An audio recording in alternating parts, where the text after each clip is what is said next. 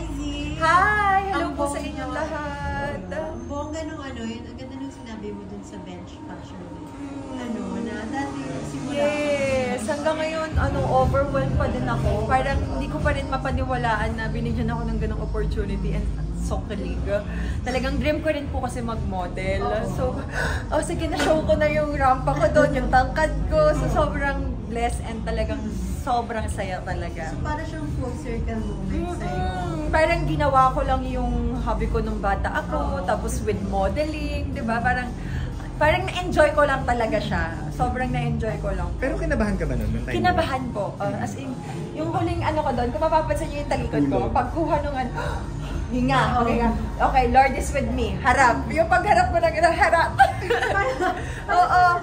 Tapos kinaya ko na lang talaga. Na-disappoint lang ako nung hindi ko nasalo yung baton. Pero at the end of the day, nagpapasalamat pa din ako na nagkaroon pa rin ako ng ganong opportunity. Talagang natuwa rin naman yung public. Ano ba yun? Naisipan mo agad na pag naglakad ako, gagawin ko itong baton? Si Bench po yung nagsabi na mag-baton twirling ako kasi napapanood ata nila yung pagbabaton twirling ko. And happy naman ako gawin yun. Para, di ba parang may twist kasi ang dami ng rampa, ganyan. So yung sa akin nagkaroon ng twist and ayun, nakakakilig. Ano sabi ni Daddy Ray? Actually, si Daddy Ray, dapat kasama din talaga si Ray. Pero may game siya sa Japan on the day ng ramp talaga. So, hindi siya din makauwi.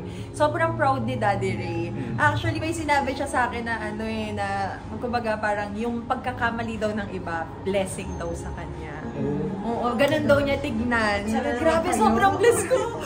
Sabi niya, grabe, ito mapapakasama ko. So, nakakakilig din, diba? Nakakataas din. Kasi may mga partner na hindi gusto na naglalakad ka ng naka-two-piece or naka-bikini. Pero siya talagang sobrang supportive talaga. How do you feel yung support ni Ray sa'yo na parang, kasi syempre, kahit ano yung gawin mo, nandiyan siya para sa'yo? Kasi alam naman niya na lahat naman ng ginagawa ko is for naman din. For my future din. Para din sa amin, sa mga bata, ganyan. And ngayon para kasing nagiging open na tayo na kahit mga mommies na, binibigyan nila ng opportunity or ng chance to prove themselves. So sobrang para sa akin, naiintindihan niya, abot niya yon na parang, akala ko po kasi dati nung nagka-baby na ako, tapos na lahat.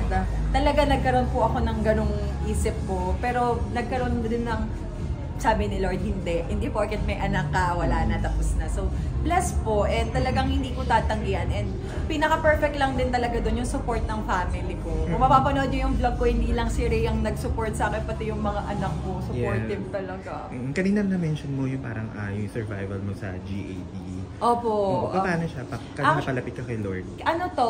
Year 2022 yung last therapy ko. 2022 to 2023, ganyan. So talagang ginamot ko yun kasi talaga nagkakapitik ako. Honest lang. Kasi syempre, di ba, parang sa dami ng black days ng buhay ko, nagkaroon na ako ng ganun. Tapos talagang nagte-therapy ako, nagagamot ako para lang makatulog kasi hindi ako nakakatulog eh. And saktong-sakto din, nung pumasok si Ray sa akin sa buhay ko, 2023 February, nakatulong while nagte-therapy ako, while nagte-take ako ng medication. Binigay niya sa akin yung relationship with God. So talagang sobra-sobra yung tulong nun sa akin. And ngayon, hindi ko na ginagawa. Wala na, I'm not in medication na. Nung time na na-diagnose ka, ano siya, peak nung social media days? Peak, sobrang peak din. Actually, kasagsagan to ng marami kong issue.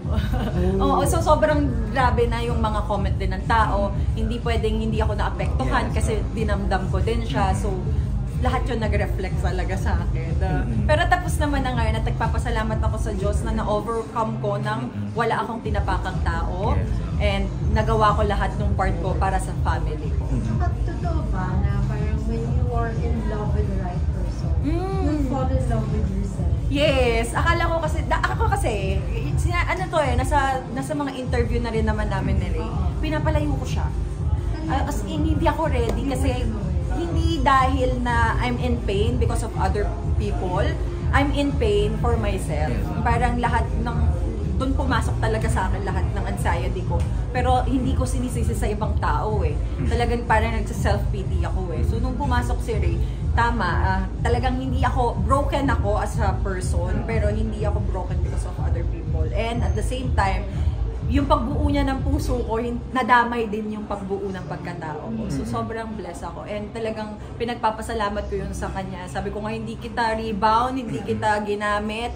Talagang siya din naman yung nag-ano kasi pinapalayo ko siya eh. Ayokong makasakit dahil hindi ako ready at the moment. Pero talagang inilapan niya and it's all worth it. More than... Sobrang cute ng mga photos Ayan. niyo. Malapit na ba ang wedding? Yes, malapit Prenup pa lang na. yun, ah. Prenup pa lang yun, pero malapit na. And actually, gusto pa namin mag-prenup here naman din sa Pinas. Ang cute eh. Yes. Sino nag-isip nun? Actually, ako lahat. Talaga ba? Nag-check lang. Lahat naman ng mga ino-post ko, Concept lahat niyo. yun concept ko.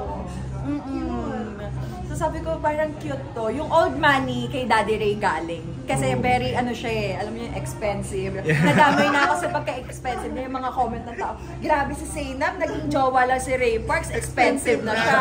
O, diba? Sabi nga nila, talagang yung energy, makukuha mo yung perfect, natatrato ka ng tama, kahit na hindi ka mag-ayos or what, talagang lalabas yun sa aura mo. Zainab, yung magiging, in case na yung magiging wedding mo, ano ba siya? Itatago mo siya sa public na ilalabas mo na siya wedding? Eto lang. Sige, nasa news na tayo. I-guess mo. Oy, dito ko na i-announce. Sorry. Hindi i-announce ko na hindi naman siya private. Hindi siya private, pero gusto ko lang ng private time kasi meron akong pinaplan for my wedding day na sana before mailabas sa tao, so lahat po ng mga invited sa kasal ko. Utang na loob ba? Nagpabili rin ako ng nag-order kami sa China nung ziplock ng phone kasi gusto namin na lahat is official. Hindi naman namin ipagdadamot yung photo and video, pero sana lang bigyan lang nila kami ng time kasi ako ang nag-e-edit eh. So, nung proposal, na-stress ako kasi may supplier naglabas. Sabi ko, umiyak ako. Sabi ko, taranta ako, nag-i-edit ako kasi gusto ko nang habulin and ayoko na yung ganong pressure. Sana magawa ko to with all my love talaga dun sa passion ko, yung makita ko na, eto, perfect to, ganyan. Actually, kausap ko naman na yung video team, talagang nagde-direct na ako ngayon parang. Ganito, hands-on talaga ako. So, sana yun lang, wag lang yung parang mabalik na may maglabas, gano'n. Gusto ko lang ng sana yun lang, yung gift na nire-request namin. Yung privacy lang, para ma-enjoy din namin lahat. Ang gusto ko presence, hindi ang social media. Ayoko, labas muna natin ng social media sa araw ng kasal kasi gusto ko presence ng mga taong nagmamahal sa amin at masaya sa kung anong meron. Oo, para sa mga hindi invited, clue lang, within the year ba? Yes, within the year. Local or abroad? Local. So hanggang doon lang muna tayo. Dapat mag-abroad kami. Mag-abroad kami dapat kaso nahihirapan ako ilipad yung mga anak ko.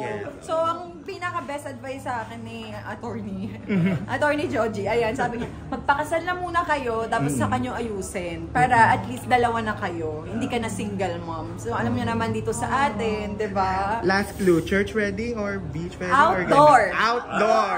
It's a Christian outdoor. It's a Christian wedding. It's about honoring God. Yung pagmamahalan namin ni Ray, lahat talaga yon. Actually, kaya namin na talaga gusto magpakasal kasi gusto namin talaga i-honor si God. Hindi dahil magbe-baby agad, hindi po. Marami pa kaming gustong i-build sa future namin nang hindi namin minamadali. Pero at the same time, gusto lang namin talaga i-honor si God.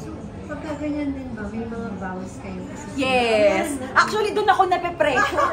Kasi kung napanood yung proposal, ang galing ng pagkaka-propose niya sa akin. Di ba, sinimulan tayo sa Bible verse. Lalagot. So, tas English talaga. So, sabi ko nga sa kanya, pwede ba wag mo solohin yung wedding vow mo? Kaya mo naman may papel lang din tayo hawak.